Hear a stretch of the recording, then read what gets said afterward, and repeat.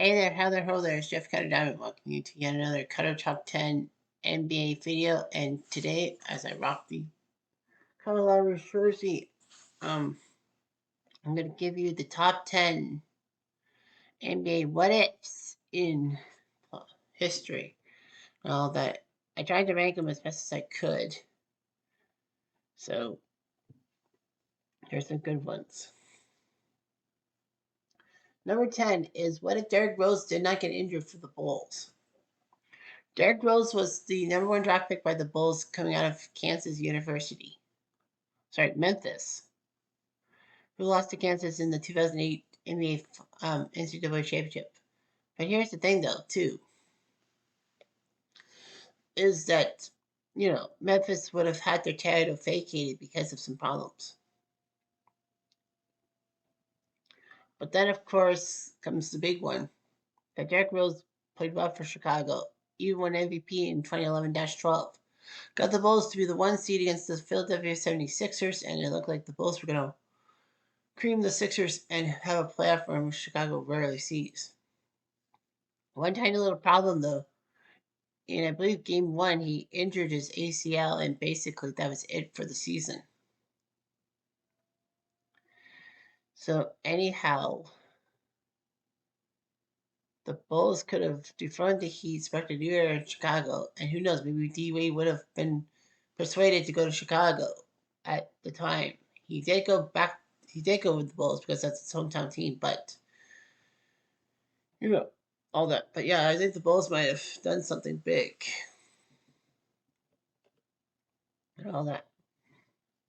Number 9 is what if LeBron actually stayed in Cleveland the first time?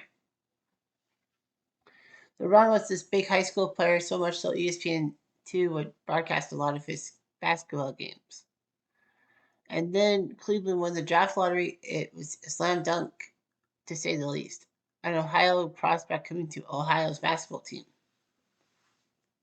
So LeBron stayed in town, and, he was pretty good.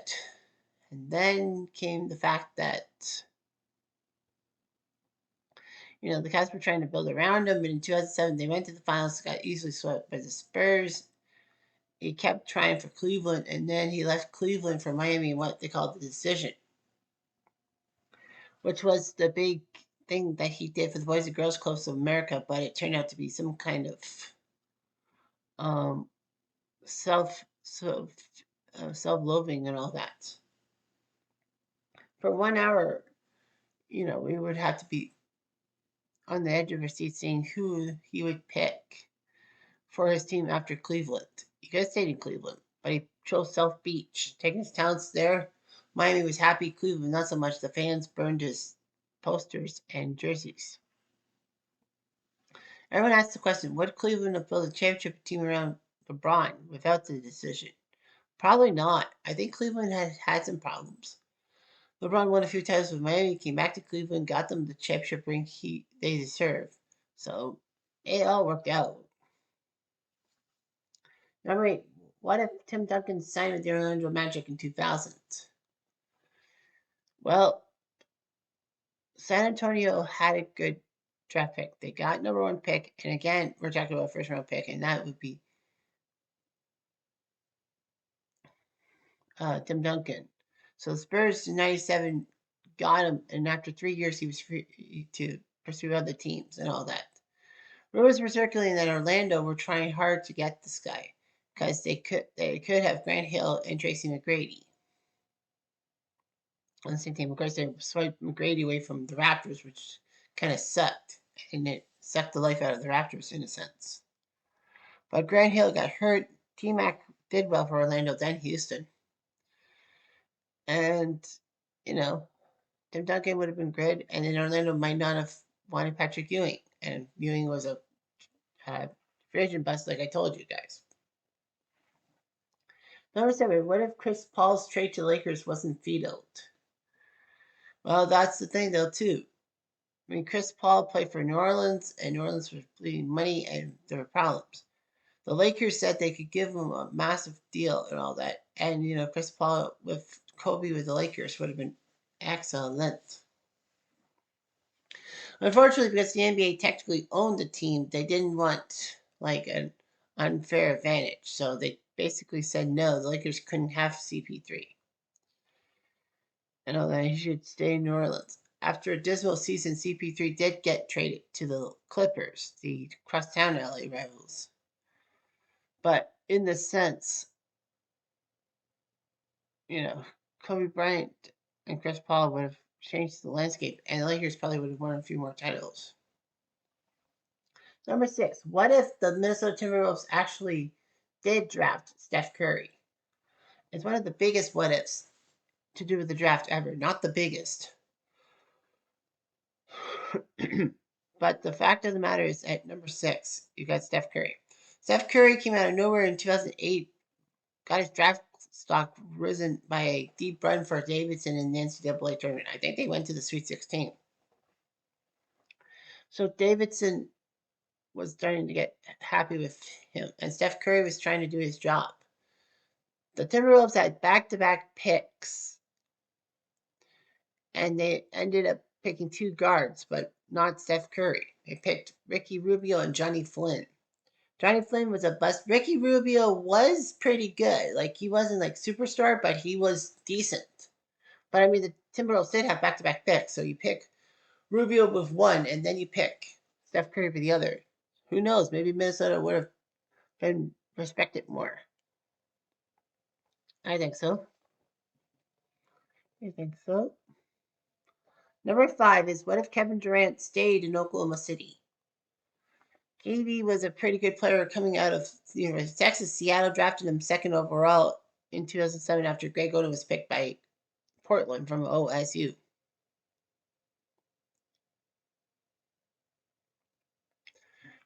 And then, Durant played 1 year for Seattle before they moved to Oklahoma City, and the Thunder were a pretty good team and all that. They had Russell Westbrook and James Harden as well on that team. Of course, this was the Thunder team a decade before SGA taking over. Yeah, Kevin Durant won the MVP in 2012. Or was it 14? Can't remember. He credited his mom being the real MVP, sacrificing herself for 2 boys. And Durant, after 2016, when OKC lost to Golden State in the conference semis, which Oklahoma City had a 3-1 series lead on those guys and failed to finish, Durant decided for some strange reason to go to Golden State. A lot of people said he was title chasing, and he won a few titles with the Warriors. They said, could Oklahoma City have won a title with KD, Westbrook, and Harden all together? Well, they didn't in 2012. They lost to the Heat. But yeah, maybe they would have had a chance. I mean, Westbrook went on to the Lakers and a few other teams. James Harden went on to the Rockets, among others. Number 4 is, what if Portland had drafted Michael Jordan in the first place? That's always a gigantic what if. Now, of course, if you remember ESPN, they did a show called Top 5 Reasons Why You Shouldn't Blame, and then off of the topic. One I remember was, you shouldn't blame Mitch Williams for giving up Joe Carter's home run in 1993. Basically saying that the top reason was that the Blue Jays were stacked. Could have been different. But anyway, yeah, Portland had a thing. They had the 2nd overall pick after losing a coin flip with Houston for the number 1 pick. The rules were the worst team in each conference would be in part of a coin flip. Whoever won got to be number 1. Whoever lost got to be number 2. Now, Portland had Indiana's first round pick thanks to a 1981 trade. So they lost the coin flip. Houston took Hakeem Olajuwon from the University of Houston. And then Portland had a choice. So they decided to go with Sam Bowie, a center from Kentucky. As I get interrupted here. So that was huge and all that. And then the Bulls, with the 3rd pick, took Michael Jordan from North Carolina. The Top 5 show actually pinpointed why Portland needed to take Sam Bowie instead of MJ. For one thing, Sam Bowie was a center, and most teams needed a dominant center to be NBA champs. Portland knew that with Bill Walton when he was healthy. and then Kareem Abdul-Jabbar and Bill Russell. Number two was there were other reasons. Number two is that MJ's stats with North Carolina were misleading and all that because Dean Smith had a point of not playing his star players for too many minutes and all that. He had some kind of system. And more importantly, is that they had problems in the guard position. They had Jimmy Paxson and they had Clyde Drexler, who they drafted the previous year. So what could they have done? They would have had to disappoint one of those two. Of course, Portland forgot about why Sam Bowie lost a few years at Kentucky in the first place, and that was his leg stress fracture so badly that they were basically seen in only male ballet dancers. So yeah, Portland probably would have done something. They would have probably had a good history. Chicago probably would have had a bad history and may have not gotten Sky Pippen in that 1987 draft trade. Maybe not. They would not have won an NBA title. Number three is what if Shaq and Kobe never split up? Two giant egos, two giant personalities, and two ways to approach things. That was Shaq and Kobe. So anyway, Shaq was the first overall pick from LSU, who went to Orlando in 1992. Did well for the Magic, got them to within one game of the playoffs in his rookie season, and then got Orlando to the 1995 finals against Houston. They had a chance to go up 1-0, but then all of a freaking sudden, Nick Anderson forgot to make free throws. Houston won the game in overtime and swept Orlando. Anyhow, Kobe came out of high school when you were allowed to do so, and in 1996 he was drafted 13th overall by the Charlotte Hornets. One tiny little problem, though. Charlotte weren't intending on keeping him. They decided to flip Kobe to the Lakers for the one of Vlade Divac because they needed a center. And since Divac went to Charlotte, the Lakers needed a center. So Shaq was the big free agent signing that they needed. With Shaq and Kobe, they won 3 NBA titles, but unfortunately, 2003, that's when things started to fall apart. Kobe had his trial in Colorado, which the defendant didn't testify, which was kind of awkward. Shaq was kind of upset that he was being put out of plans for Kobe and all that. He said he had the tenure. Jerry West had no idea what to do, so he decided to get rid of Shaq to Miami for a few players, including Lamar Odom. Afterward, Shaq won a ring with Miami. The Lakers did win a few rings without Shaq, with Kobe picking up the pieces. But a lot of people said maybe Shaq and Kobe would have been the greatest duo ever. While Pippen and Jordan would like have a word with you. Number two is what if Len Bias lived?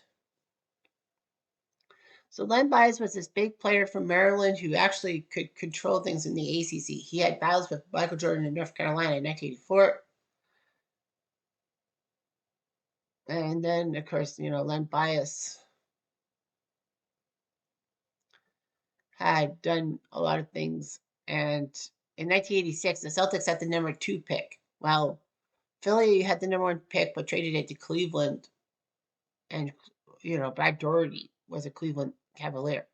So the number 2 pick was Len Bias from Boston.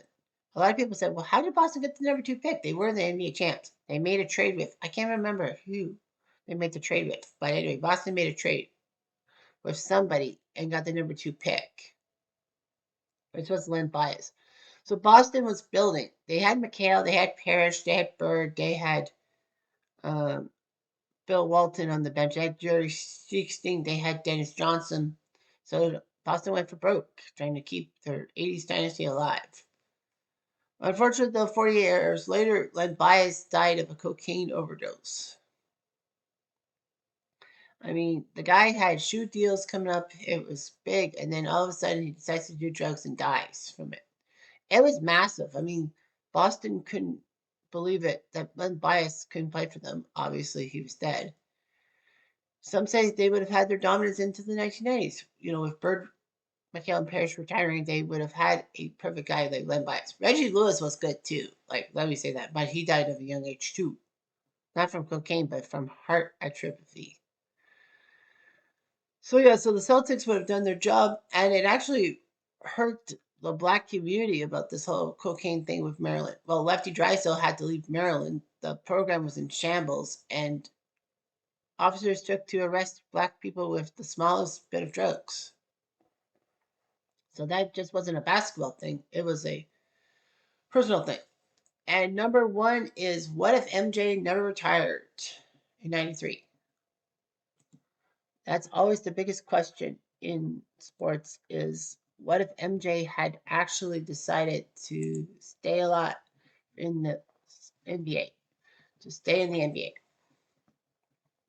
Well, there were a lot of factors. MJ was this guy from North Carolina. Portland should have had him, but Chicago took him.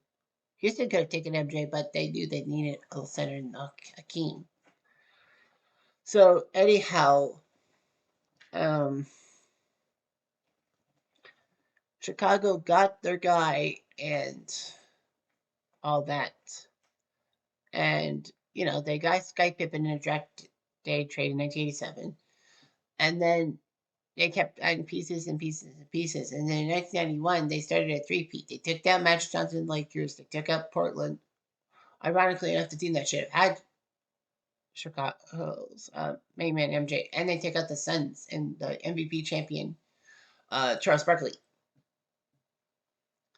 So anyhow, that was what happened. And then in 93, in October, just hours before the Jays and White Sox were playing game one of the ALCS in baseball, guess what? He decided to retire, saying that he had no spark left.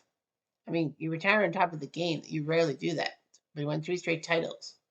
But then the rumors were circulating left, right, and center from day one that MJ may have left baseball because of a gambling addiction, that he was spotted at Atlantic City one time and, had a golf thing and owed someone like $1 million. Maybe the gambling was too much and David Stern decided to get MJ out of the league once and for all and probably put fear into other people's mouths.